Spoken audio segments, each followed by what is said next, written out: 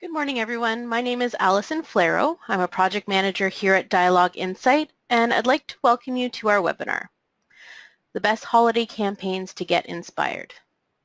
Yes, I realize we're only at the end of August. We were just at the beach on the weekend, and we're going to be talking about inspiring holiday campaigns today, but that's because it's a reality for all marketers right now. We at Dialog Insight have already been thinking about our holiday campaigns for a couple of weeks now. A little housekeeping before we begin. If you have any questions during the presentation, please ask them in the question box that is in the GoToMeeting or GoToWebinar panel, and we will try to answer all of the questions at the end of the presentation. We're also recording today, so following the presentation, you will receive an email with a copy of the video and PowerPoint presentation. We encourage you to share that with colleagues or friends who might be interested. So let's get started. As I was saying before, it's not because I'm sick of summer and wishing for snow that I'm presenting holiday campaign ideas. It's because it really is the time for marketers to start planning their holiday campaigns. You might be asking yourself, why now? Well, for most of our clients, the holiday season is the busiest time. It's the period that brings in the most revenue, and it's the most important season for them. Since it's such an important time, it's normal that we begin to think about it in advance to ensure that our campaigns perform as best as they can. So for those of you who have already started thinking about it, good job. For those who aren't 100% started, I don't want to add any stress to your day, but I've counted 117 days until Christmas, and that includes weekends, so I recommend you start your planning very soon. Now, why is it so important to put a lot of planning into these campaigns? It's because mobile purchases and online purchases continue to rise every year. Some early survey data is suggesting that a large majority of people are thinking of shopping online this holiday season compared to earlier years. Last year, according to the Quebec Retail Council, $128 million was spent online during the holiday season. So we have to be able to take our share of that market and bring in the maximum profit and try to leave as little as possible for our competitors, whether it's the big players like Amazon or any of your local competitors. So now's the time to think about it. For those who haven't started planning, I have a calendar here that you could use to help guide you. Holiday shopping usually starts on Black Friday, so you should be thinking of sending your first Black Friday campaigns around November 3rd. I know my husband usually waits until December 23rd, but most people start shopping early. Actually, it's 35% of people that purchase during the Black Friday period in November. So it's really important to start planning early. You might ask what you should do to get started. Well, start now and look at last year's campaigns. See how they performed, and ask how you can do better this year, and of course, start to work on the creative. By September, you could be working on your first draft, and by October, you could be testing everything in order to be ready to start sending early in November. I also want to point out that this year Christmas falls on a Monday, so for those of you with online stores, you'll have to be clear with your shipping dates and the last day to order to get your package delivered on time for Christmas. The 25th is a Monday, and normally there's no shipping on weekends, so they'll have to place their order in time for delivery on December 22nd at the latest. These are things that you'll need to think about in your strategy.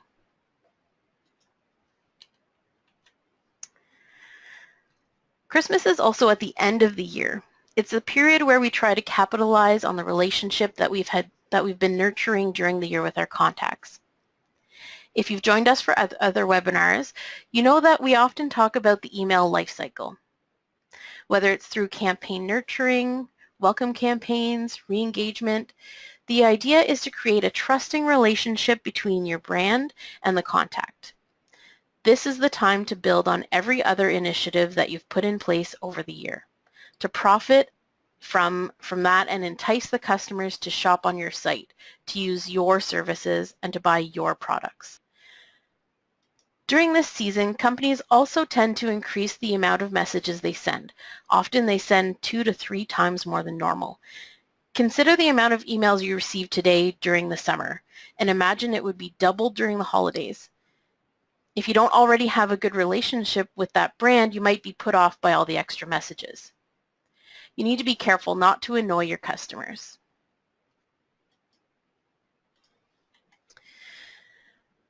The big trend will be mobile. Of course, mobile has been a big trend for about 3 years now, but it's a platform that does very well at Christmas because when we're in buying mode and we get an email from a brand that we're familiar with and it meets our needs, we're only 2 to 3 clicks away from being able to make the purchase and ensure it's delivered on time. This makes for an amazing shopping experience. So mobile is very important. Globally, with Dialog Insight clients, we're at about 65% of all opens that are done on mobile. So it's important to use those mobile opens to entice purchases. Now, how do we do that? Well, it's with personalization. It's important that personalization recreates the experience that I'm searching for. Again, all the information that you have accumulated in the last year, and maybe even more, will serve to personalize the experience that your user will have. Here I'm showing a very simple example. There are 2 profile types. Obviously, you won't speak the same way to these 2 contacts.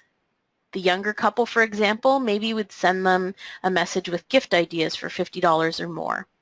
But for the family with small children, maybe it would be gifts that cost less, since we tend to spend a little less on children's gifts. Little bits of information like that will help me send the right message to the right person and ensure that it creates an enjoyable personalized experience for that person because they'll feel like we understand them. Earlier this year, we gave you some information on creating personas. Well, it's now the time to use them. All the elements that you captured can be used for this personalization, whether it's their preferences, their gender, their brand loyalty, their purchases, whether they made a purchase recently or it's been a while, their search history on your website, their abandoned carts, their location. These are all elements and data that will help you personalize the user experience.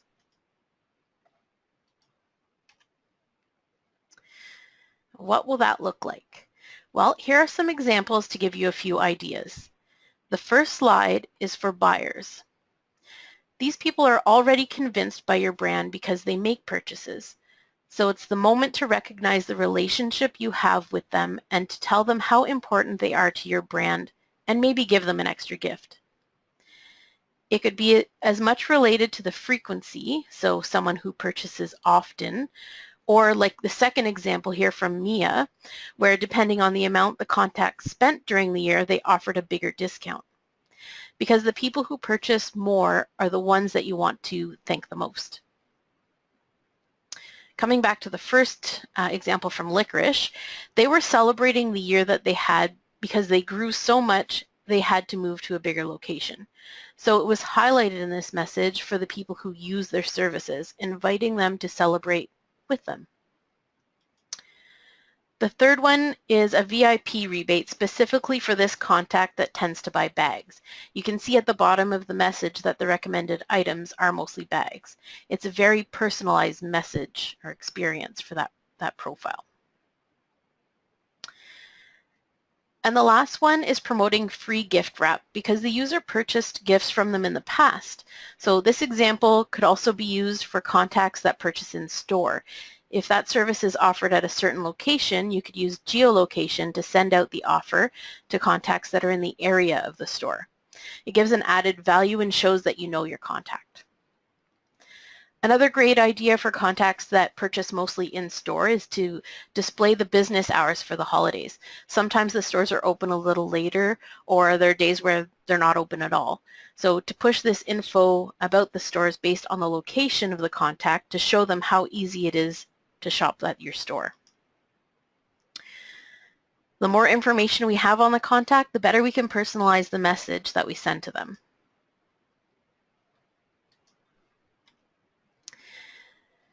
Another element that's very important during holidays is delivery dates to receive orders on time for Christmas.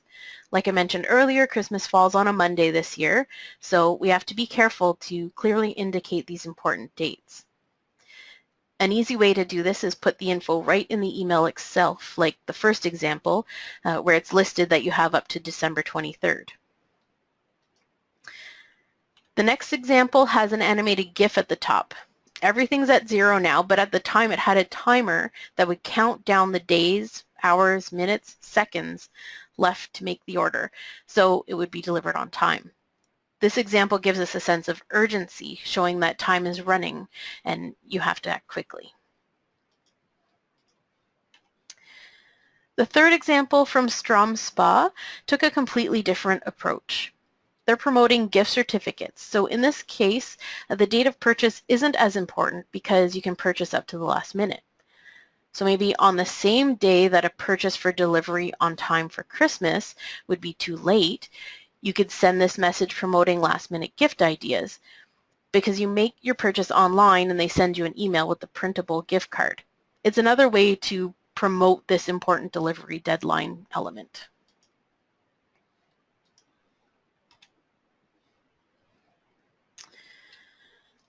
Now let's talk about the call to action.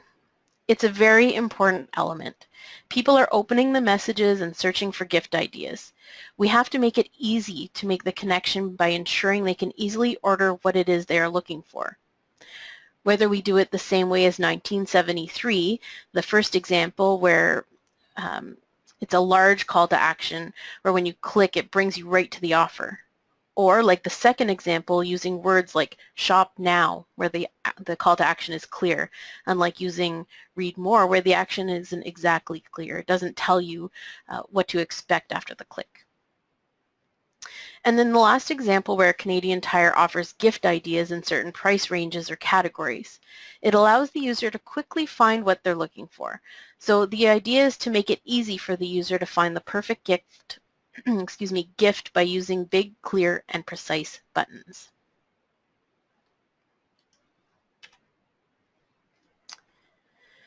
Christmas is also a good time to be creative. Considering we're still in August, there is time to brainstorm some ideas and think out of the box in order to stand out in the inbox.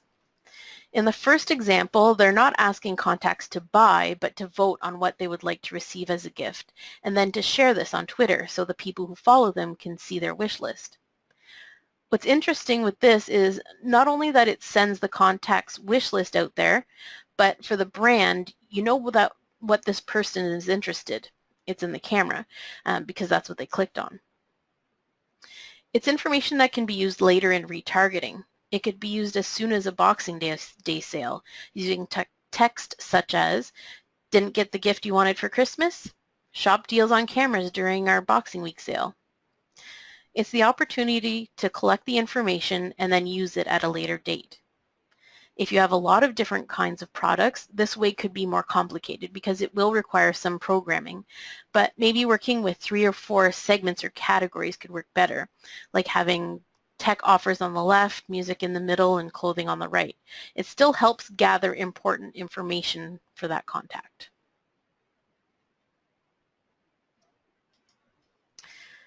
The second example is Taco Bell, where you play a little game by selecting the mode of transportation you prefer to meet your friends at the restaurant. The email itself doesn't give us that much info. The goal is to get the click, which brings us to a page with the closest restaurant location. So as soon as the person clicks, we can get their geolocation and display the closest restaurant. It's a different way to capture the information. Spotify also has a different approach. They use the data collected over the year to display a kind of profile to the user. It shows the amount of minutes spent listening to music, your favorite songs, the day of the week that you tend to listen to music the most, and in the end it even created a playlist of the top songs listened to in the year. This is another way of making a mark and creating a relationship with the contact, letting them know you understand their needs. The last one is from Trello. We're showing this example because often we concentrate on retail clients, but not all of our clients are in retail, so this gives you other ideas. In this case, it's 12 gifts that Trello is offering. It's 12 services that exist, but often when people use tools like Trello, which is a a kind of project management program. They don't use all the services they offer. So it's a way for Trello to remind users of all the services they offer through the 12 gifts. The emphasis is on webinars, planning, training, and all the different tools in the platform.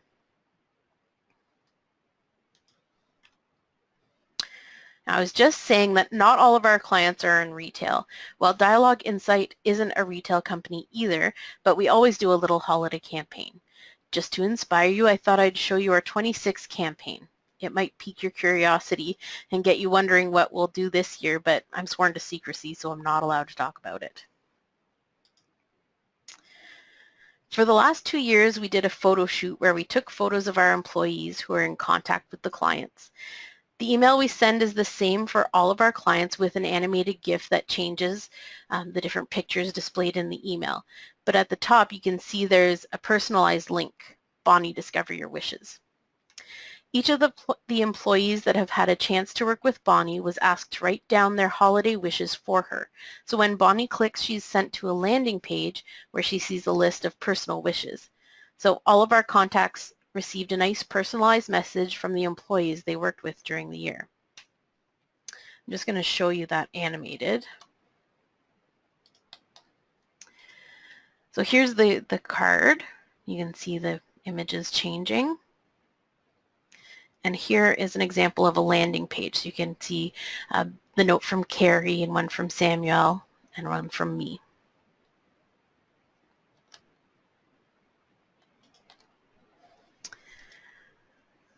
Last year we also had a little fun with a Christmas elf that was visiting our office and playing little tricks.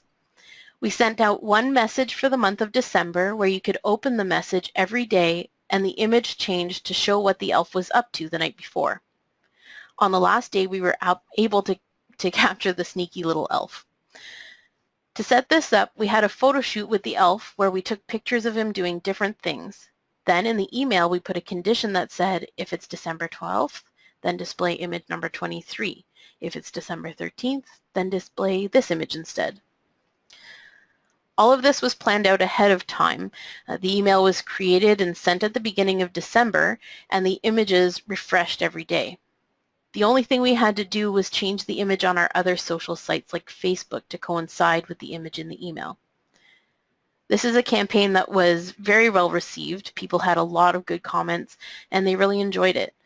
So there are some ideas on how to be creative during the holiday season.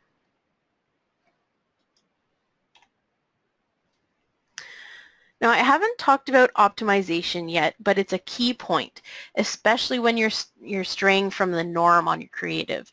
This kind of optimization becomes a very important aspect to think about.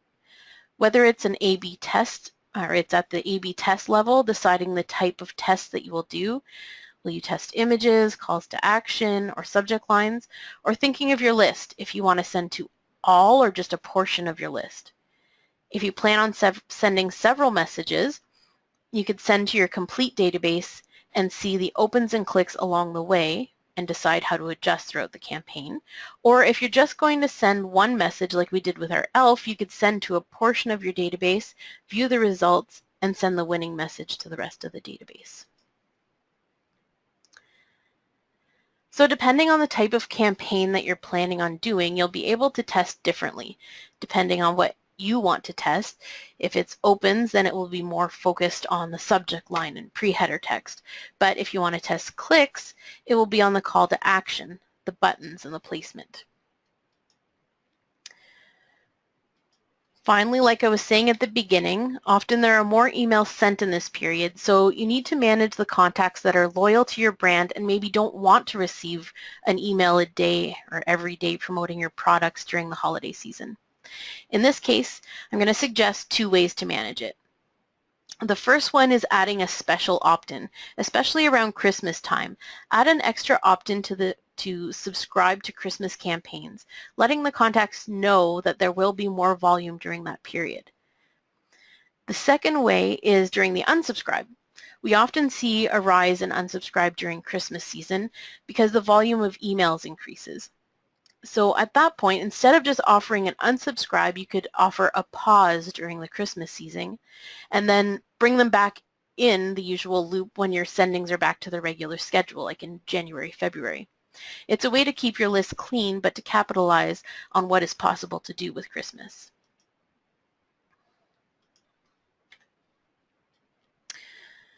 So to recap, what we suggest is to plan out your campaign ahead of time. Secondly, take advantage of the relationship that you built throughout the year. Third, allow yourself to be funny. It's the time of year to do it. There are probably people in your office who will sing Christmas songs from December 1st to December 24th. In our office, his name is Michelle. You probably have someone in your office too. Take advantage of this time when spirits are light and people are in a good mood. It's when they're open to accept this kind of campaign. And finally, you should always optimize through A/B tests and definitely optimize for mobile.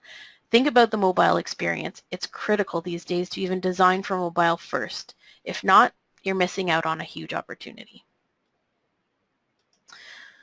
So let me be the first to wish you a very Merry Christmas. And if you have any questions, this is the time to put them in the question box. I'll just take a look here. Okay, so first question. You said that you can offer a pause to send. How do you do that?